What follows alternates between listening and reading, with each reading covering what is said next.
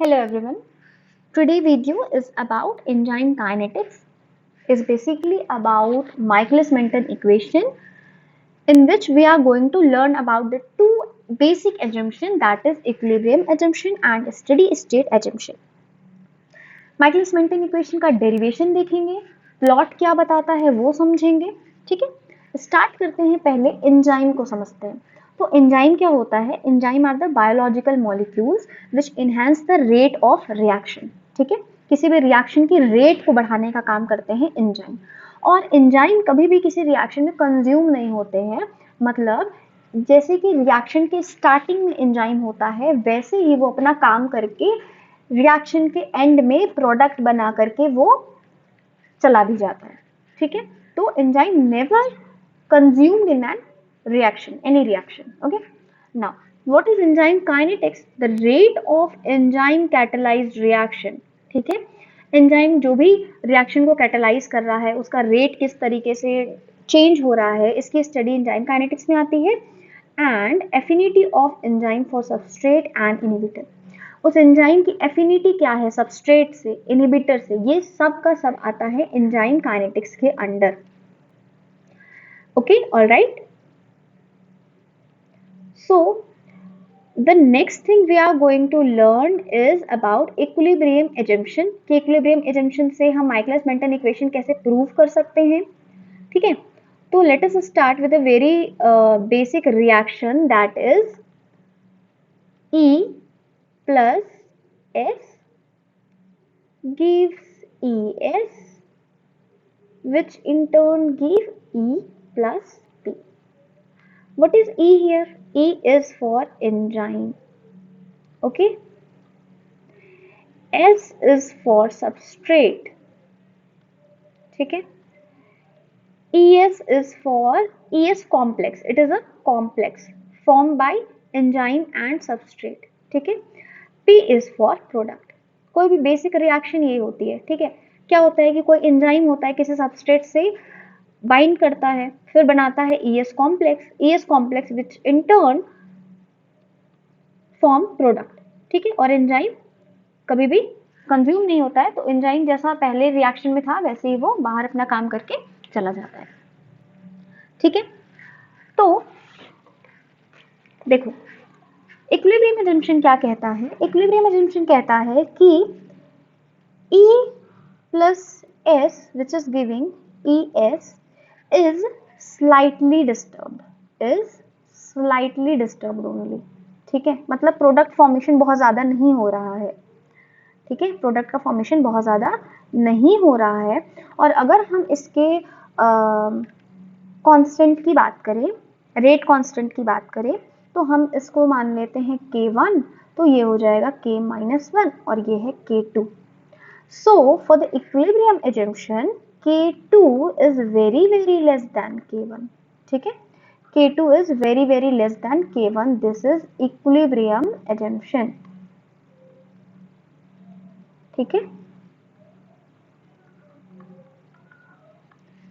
तो समझ में आया इक्विलिब्रियम assumption क्या कहता है. इक्विलिब्रियम assumption कहता है कि E plus S give ES is only slightly disturbed by breakdown of ES to give product. ठीक है, और दूसरा बात मैंने क्या कहा कि K2 is very less than K1 means product formation बहुत कम हो रहा है. ठीक है, प्रोडक्ट फॉर्मेशन बहुत कम हो रहा है. अब फटाफट से देख लेते हैं इसका क्या डेरिवेशन है, कैसे प्रूव करते हैं, है ना, माइकलिस-मेंटन इक्वेशन को. उसके बाद प्लॉट के बारे में समझेंगे. तो ये रिएक्शन मैं यहाँ पे लिख दे रही हूँ, E plus S is giving ES. ठीक है, तो अगर हम K की बात करें, K रेट कांस्टेंट, तो रेट कांस्टेंट क्या होगा? It is E into S upon में E S. ठीक है, यहाँ पे हम लिख सकते हैं कि ES की क्या वैल्यू है? ES की वैल्यू है E इंटू S अपॉन में K. This is the first equation. ठीक है, अब at any concentration of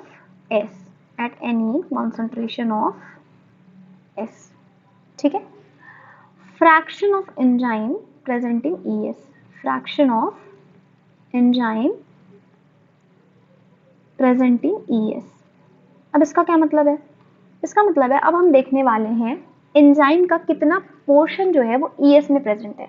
suppose initially E जो है वो 100% है, ठीक है, एंजाइम पूरा का पूरा है। After a certain period of time जब ES रिएक्ट करेगा और बनाएगा ES कॉम्प्लेक्स, तो एंजाइम का ये कुछ पोर्शन जो है वो ES के फॉर्म में आ चुका है ना, मतलब यहाँ से एंजाइम कम हो गया है और इस फॉर्म में आ गया है। तो कितना एंजाइम जो है वो ES बना चुका है ये हम देख रहे हैं by using the fraction. So the fraction is, कितना फ्रैक्शन है इसमें? ES अपॉन में total enzyme is E plus ES, ठीक है। I hope this is clear, है ना। Now this is the equation second. Now we are using equation first in equation second। First equation का ES का value हम यहाँ पे पुट करेंगे, ठीक है, रखेंगे और पुट करेंगे। तो हमें क्या मिलेगा? फ्रैक्शन F की वैल्यू क्या आएगी? यहाँ पे ES की जगह हम लिख सकते हैं E इंटू S अपॉन में K upon E plus ES की जगह हम फिर से क्या लिख सकते हैं? E into S upon K, ठीक है। अब इसको हम फर्दर सॉल्व करेंगे, है ना। तो देखो क्या हो जाएगा यहाँ पे, ये हो जाएगा F equal to E into S upon K। नीचे से यहाँ पे हम K कॉमन ले रहे हैं, ठीक है, तो K यहाँ पे कॉमन ले लिया, 1 अपॉन K कॉमन ले लिया, तो 1 अपॉन K कॉमन ले लिया, तो यहाँ पे क्या आ जाएगा? E इंटू K, है ना, प्लस E इंटू एस। इसमें कोई प्रॉब्लम नहीं होगा, I guess it is clear, है ना। K से K कैंसिल हो जाएगा और यहाँ पे क्या बचेगा हमारे पास? आ जाएगा यहाँ पे E इंटू एस अपॉन में, यहाँ पे अगर हम E कॉमन ले लें फिर से तो हमारे पास बचेगा K प्लस S, है ना। E से E फिर से कैंसिल हो गया, तो हमारे पास आया S अपॉन में K प्लस S, ओके, ठीक है। ये E और K अलग अलग है ना। आई होप दिस इज क्लियर ना। अगर समझो if total concentration of enzyme, initial concentration of enzyme, ठीक है, E नॉट था। अगर टोटल एंजाइम कितना था इनिशियल में? E नॉट था, देन ES की क्या वैल्यू होगी? ES equal to fraction of E naught. मतलब क्या हुआ? अगर initially E naught enzyme present था, ठीक है, तो ES में कितना एंजाइम प्रेजेंट होगा? फ्रैक्शन ऑफ टोटल एंजाइम, है ना, फ्रैक्शन ऑफ टोटल एंजाइम, ठीक है। Now putting the value we get ES equal to fraction, fraction हमें कितना मिला? S अपॉन में K plus S into E naught, है ना, इंटू E नॉट, है ना। अब समझो, अब रेट ऑफ प्रोडक्ट फॉर्मेशन क्या हुआ? प्रोडक्ट किस रेट से फॉर्म हो रहा है उसको समझो। Rate of product formation is V। Suppose V is the rate of formation of product, ठीक है, तो V की वैल्यू होगा K2 इंटू ES, ठीक है। रेट कैसे निकालते? रेट ऐसे निकालते हैं ना, rate is equal to rate constant into the that what this, जैसे ये था आगे E प्लस P। सो अगर हम ये K2 है तो अगर हम रेट लिखेंगे इसका तो कैसे लिखेंगे? Rate constant into the substrate, ठीक है। So rate of product formation is K2 into ES, है ना। और ES की वैल्यू हमने यहाँ पे क्या फाइंड की है? ये फाइंड की है, ये वैल्यू यहाँ पे पुट कर देते हैं, तो हमें मिल जाएगा V equal to K2 E नॉट into S upon K plus S, okay. Now इस K2 की जगह हम लिख सकते हैं K cat, okay, K cat के बारे में थोड़ी देर में समझेंगे। E naught into S upon में K प्लस S। ठीक है, what is K cat? K cat is the first order rate constant और इस ये K cat की वैल्यू K2 के इक्वल होती है ना, इसको टर्नओवर नंबर भी बोलते हैं। अब when all enzyme is in form of ES complex, जब सारा एंजाइम कंज्यूम हो चुका होगा, ठीक है, यहाँ पे जो E था ये सारा का सारा ES कॉम्प्लेक्स बन चुका होगा, तब क्या होगा, then V become Vmax। V become Vmax मतलब क्या है, अब देखो मैक्सिमम रेट कितना होगा, मैक्सिमम रेट वही होगा जब एंजाइम पूरा का पूरा कंज्यूम हो चुका होगा ना, मतलब उससे ज्यादा एंजाइम तो आप यूज नहीं कर सकते हो किसी भी रिएक्शन में, टोटल एंजाइम यूज हो चुका है, तो वही आपका Vmax होगा, वही रेट आपका Vmax होगा, है ना। तो अब Vmax को हम क्या लिख सकते हैं, Vmax is equal to K2 into E naught, है ना, हमने यहाँ पे V को लिखा था ना, V equal to K2 into ES, है ना, तो V बिकम Vmax, Vmax हो चुका है और K2 की जगह K2 लिखा और ES जो है वो E नॉट हो चुका है, ठीक है, क्योंकि सारा का सारा एंजाइम जो है वो ES कॉम्प्लेक्स के फॉर्म में आ चुका है, तो आप ES की जगह E नॉट भी लिख सकते हैं, है ना। ये वाला बात समझ में आया, मैं यहाँ पे समझा दूँ थोड़ा सा, देखो since V equal to K2 into ES, अभी अभी हमने ऊपर देखा था, now K2 into E naught, है ना, K2 इंटू E नॉट, ठीक है, इसी को हमने ऐसे लिख दिया। Now what happened, V equal to, V की वैल्यू क्या होगी, Vmax इंटू S अपॉन में K प्लस S, ठीक है, V equal to Vmax into S upon में K plus S, this is the equation, ठीक है, this is the equation. Now समझ में आया, ठीक है, अब देखो क्या है, इसको प्लॉट करते हैं, जब हमें तो प्लॉट कैसा मिलता है, प्लॉट आई गेस आप सभी को पता होगा, it is something like this, है ना,